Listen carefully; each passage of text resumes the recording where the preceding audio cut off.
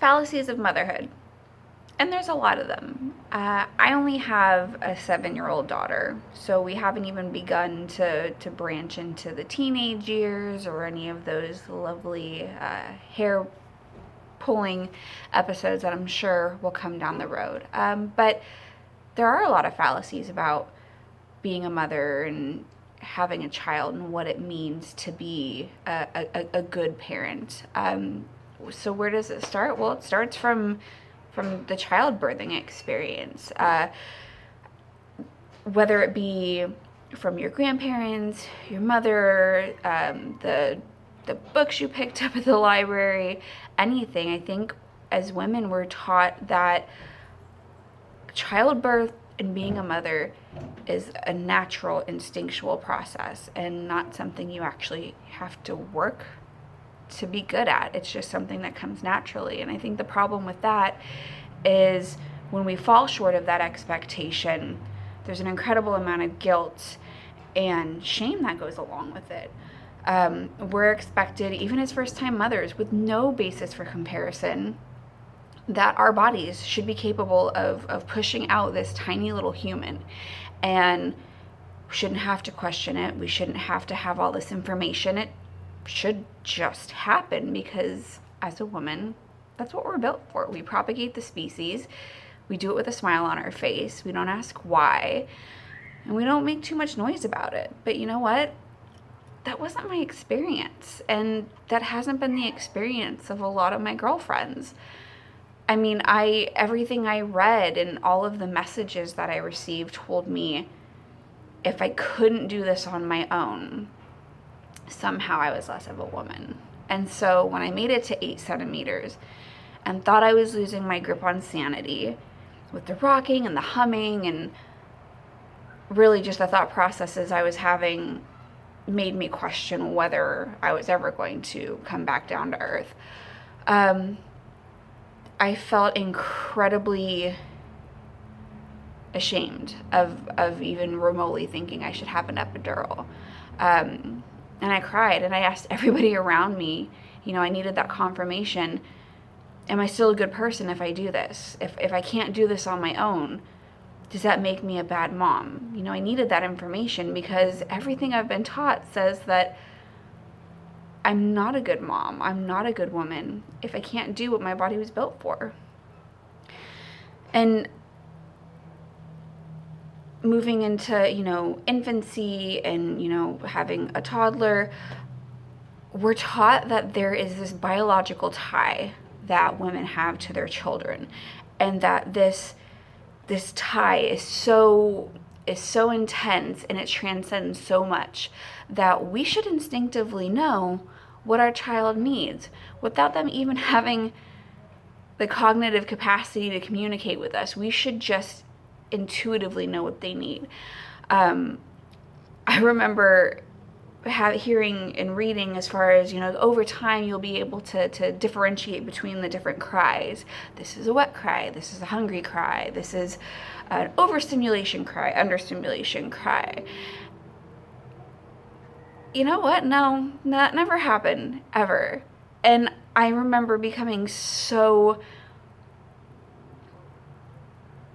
ashamed of myself and feeling like such a failure because I couldn't tell the difference between her cries, that I sat on the edge of my bed at 2:00 in the morning and I held this little creature up and I closed my eyes and I took a couple deep breaths because I really thought if I could clear my mind and attune myself to her, that somehow a text box would appear above her head and I would automatically know what she needed.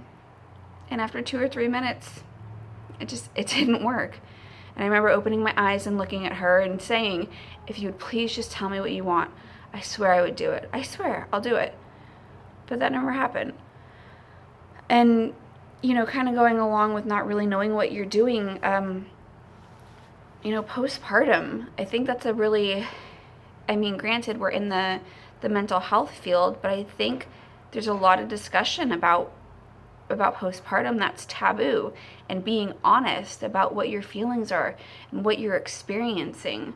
It's just not something that we talk about. There's this huge cloud of shame that goes along with you not being able to just rally and be the mother you're supposed to be. And I can remember, with my daughter, granted, I don't think it quite delved fully into postpartum depression, but there were a lot of instances in which I understood how shaken baby syndrome happens, and I remember I was feeding her, and I was so exhausted and so depleted of every bit of energy and mental awareness, just everything that made me Janine was completely gone.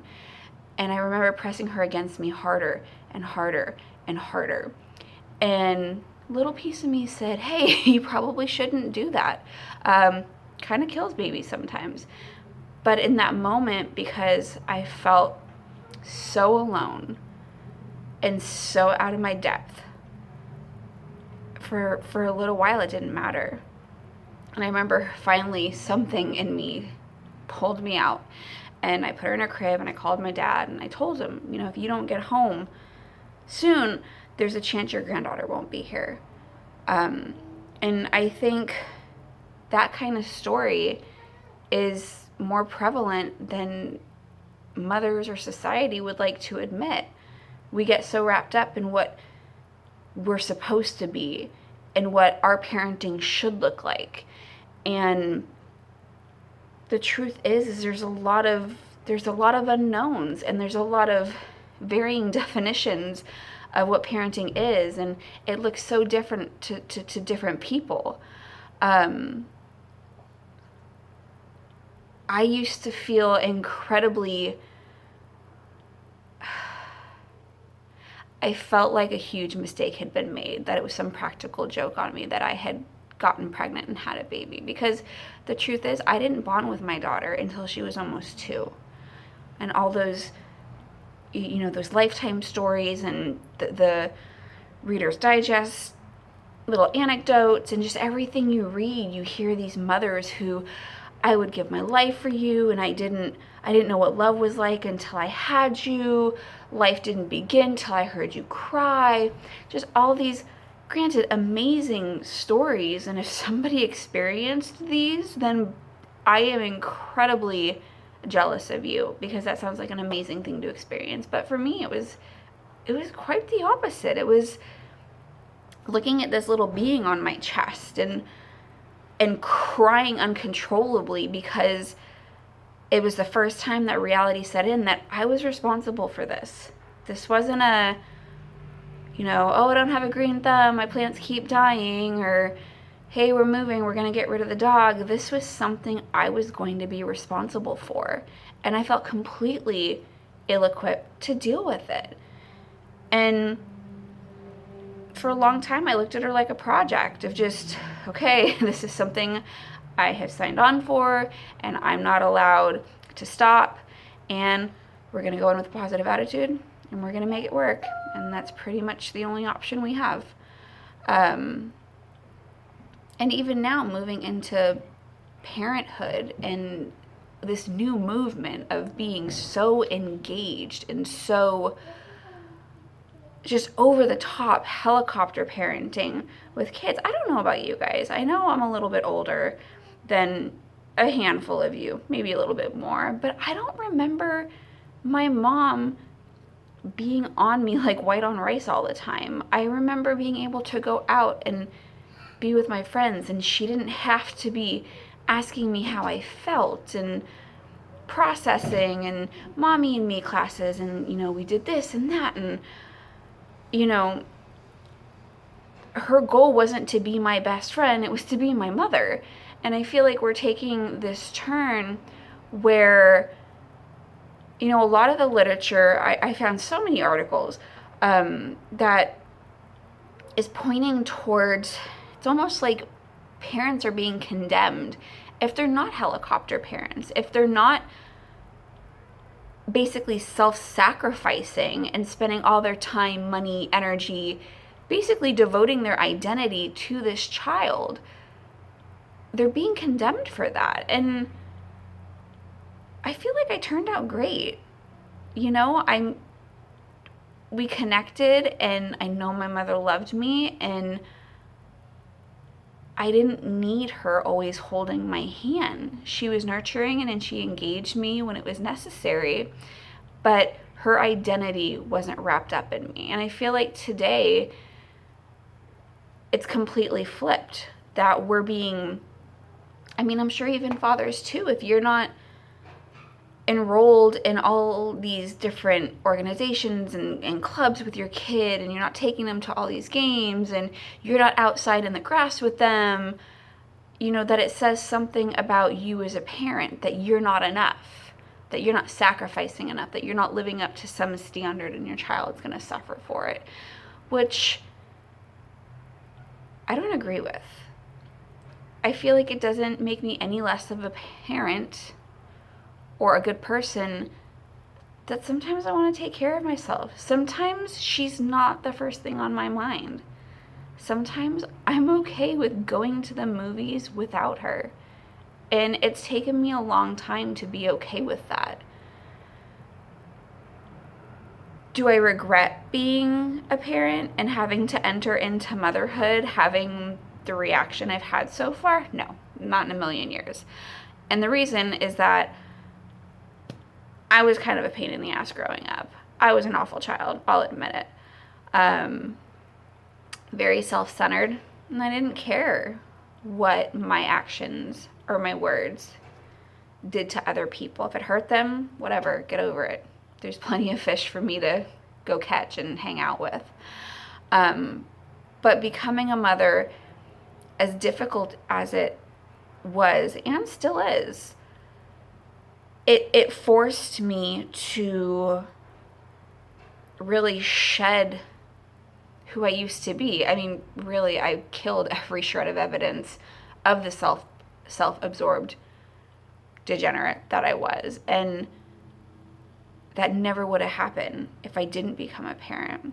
If I didn't accidentally get pregnant and question my life and think, holy crap, I'm going to screw up this kid. If it wasn't for all of that, I wouldn't have become somebody that I'm actually proud to be. So where do we go from here?